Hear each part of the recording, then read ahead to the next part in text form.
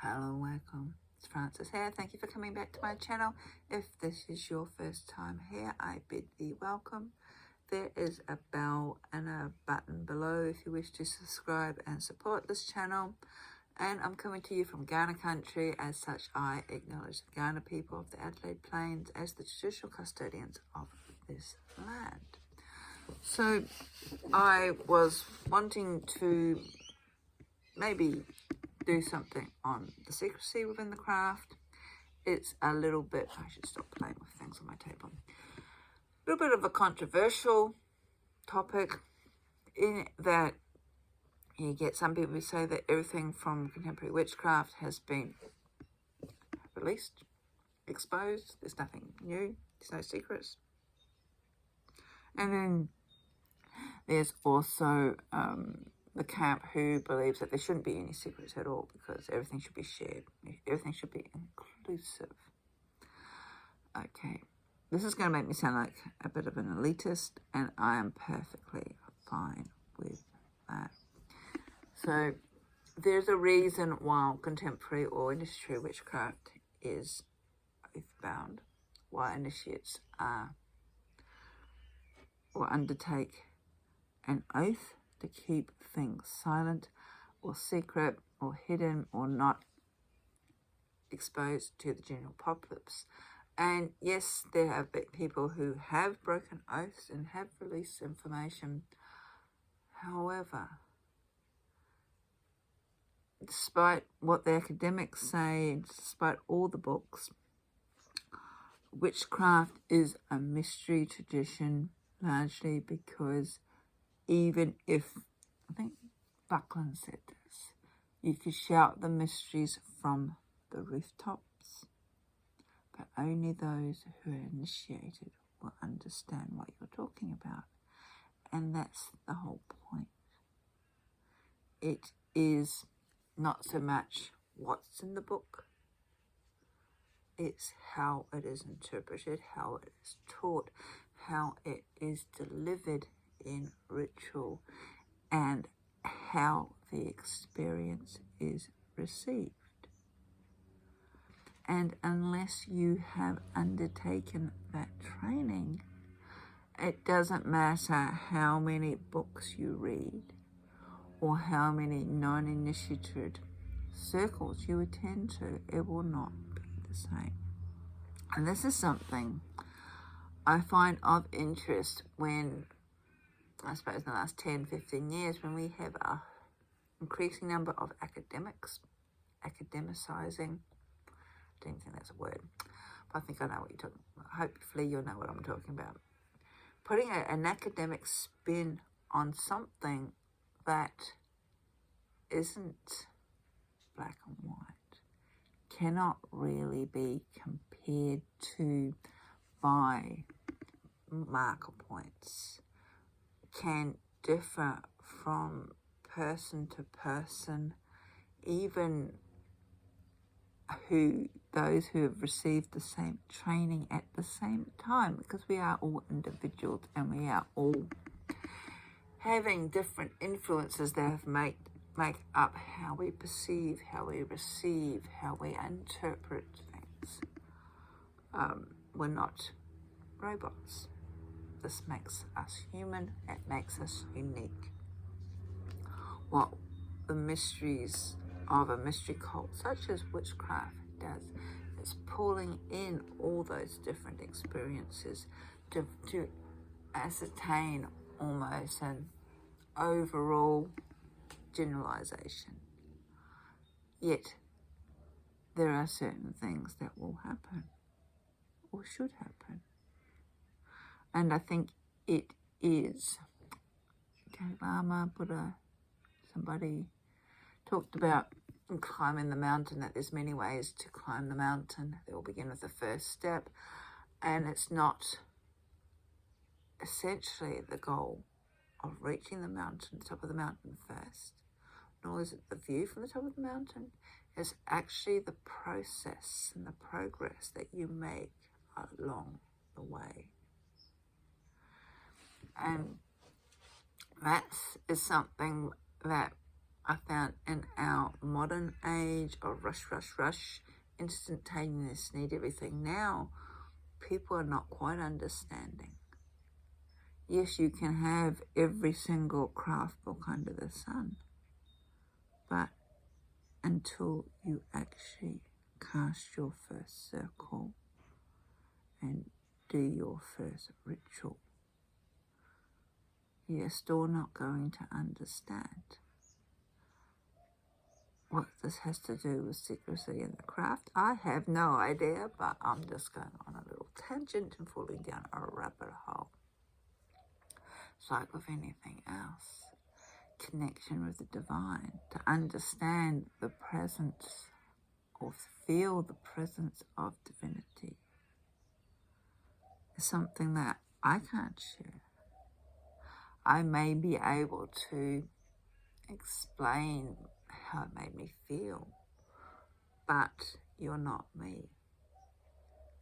And added to that, English is such a limited language in some aspects. I think it's the Inuits have, 30, 300 words for snow.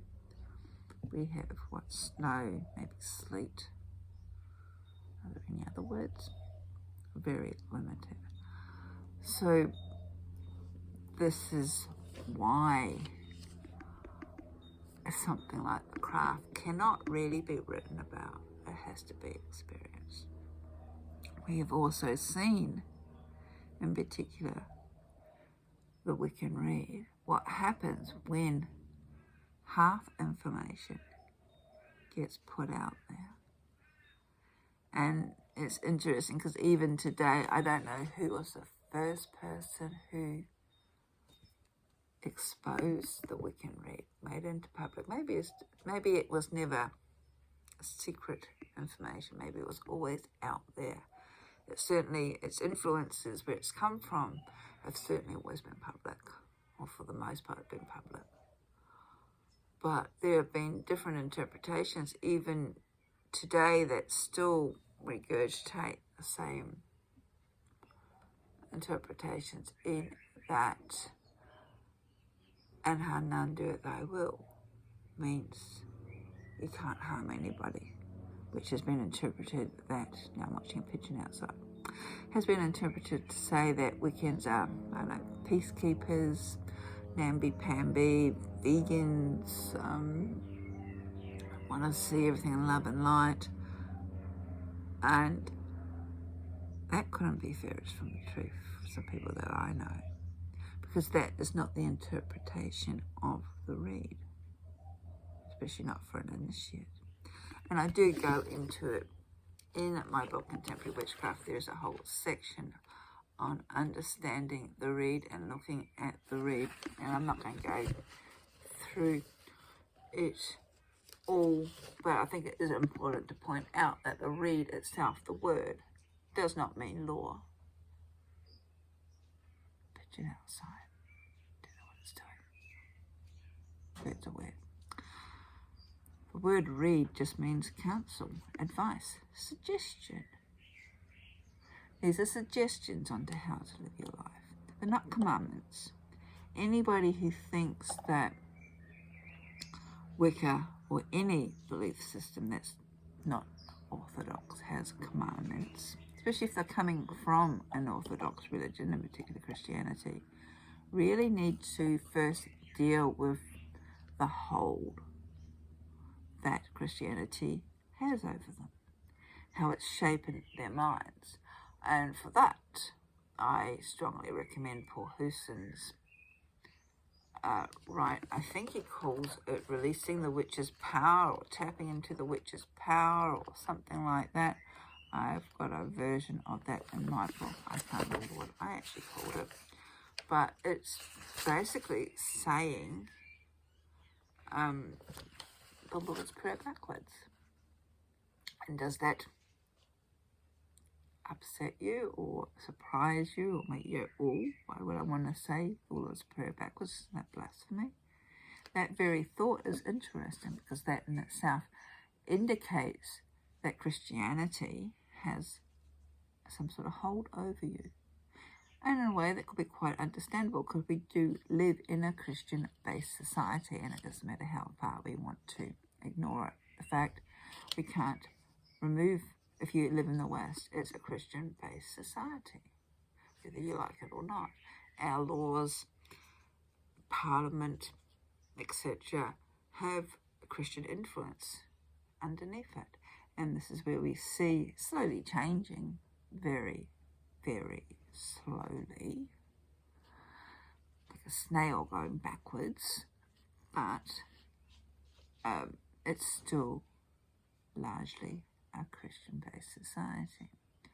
So it is quite interesting when you're not a Christian or adhere to any of those values to watch this occurring. The Wiccan read, in Hanunda as They Will, is based on Crowley's Thelemic Oath,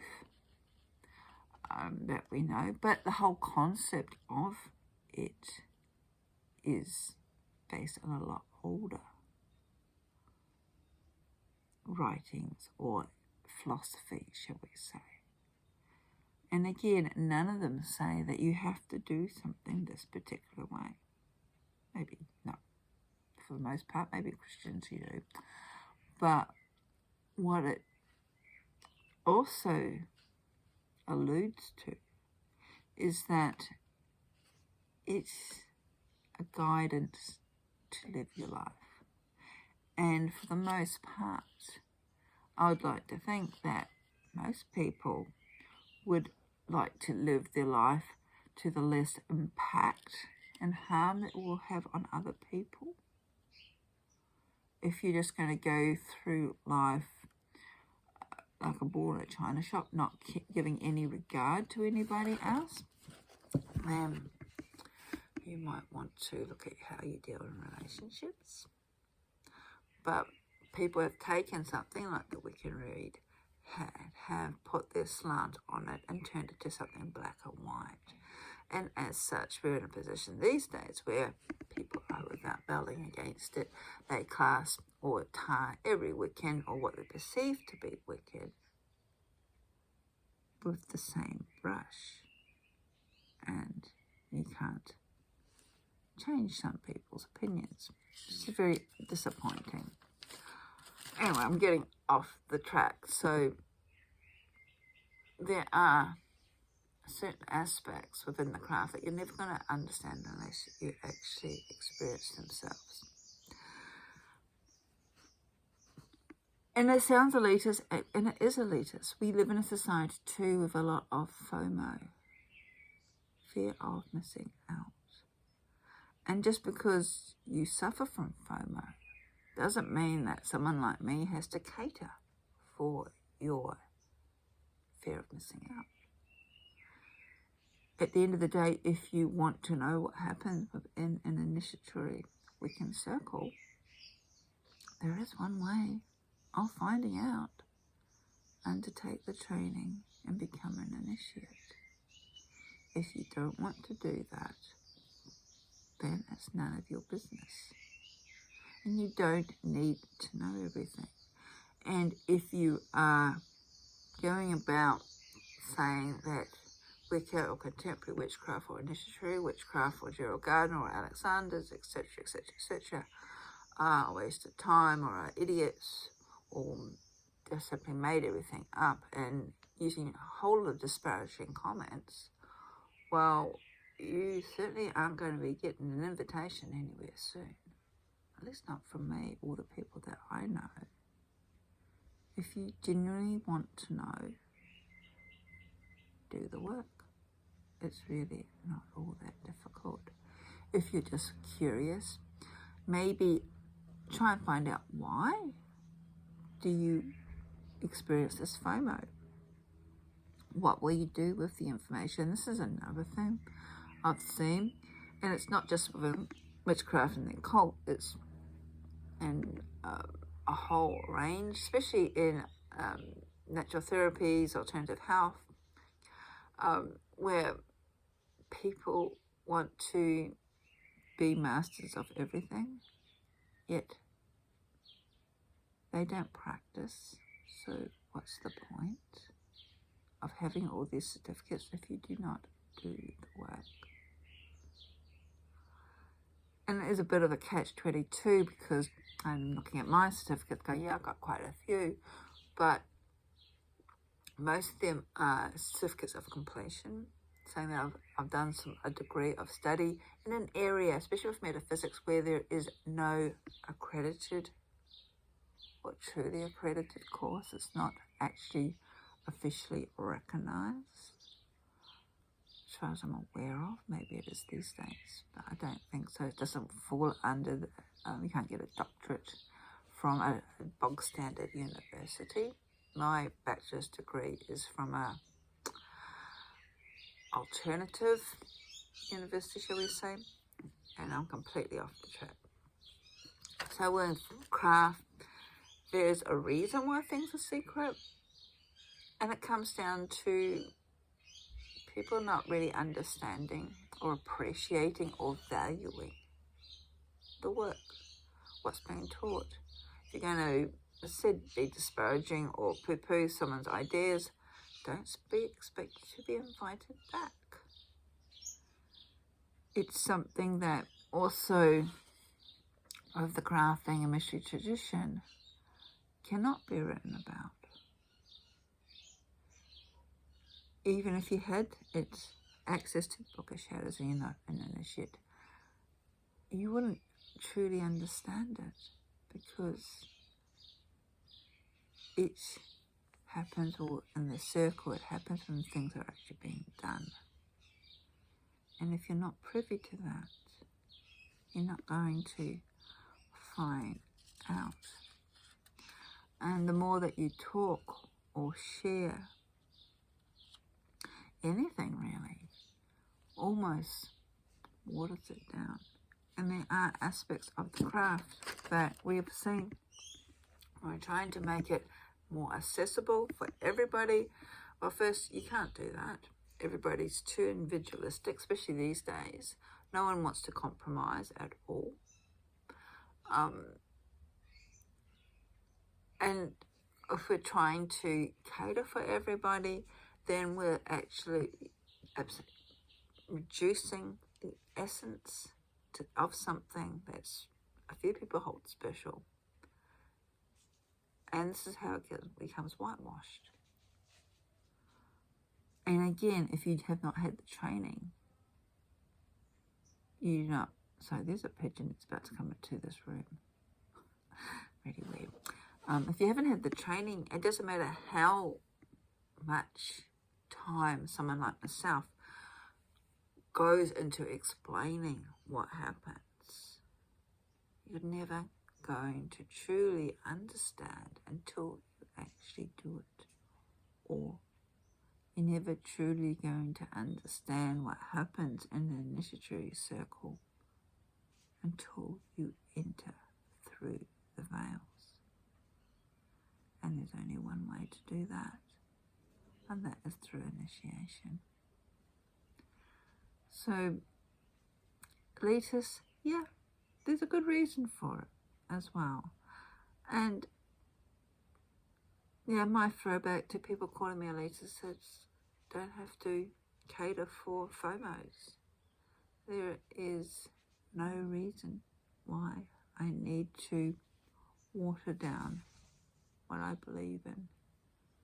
Just because someone who really doesn't have any interest, purely because they are curious, I was going to say nosy, but it's probably not appropriate. Curious, inquisitive, just wanting to know for the sake of wanting to know. Nosy. No, I like being an elitist. And really, compared with some people, I'm not all that elitist. So I've gone down a lot of rabbit holes. It's nearly 20 minutes. It's far too long. So I don't know if this has made sense. I might just end it there. Bless it.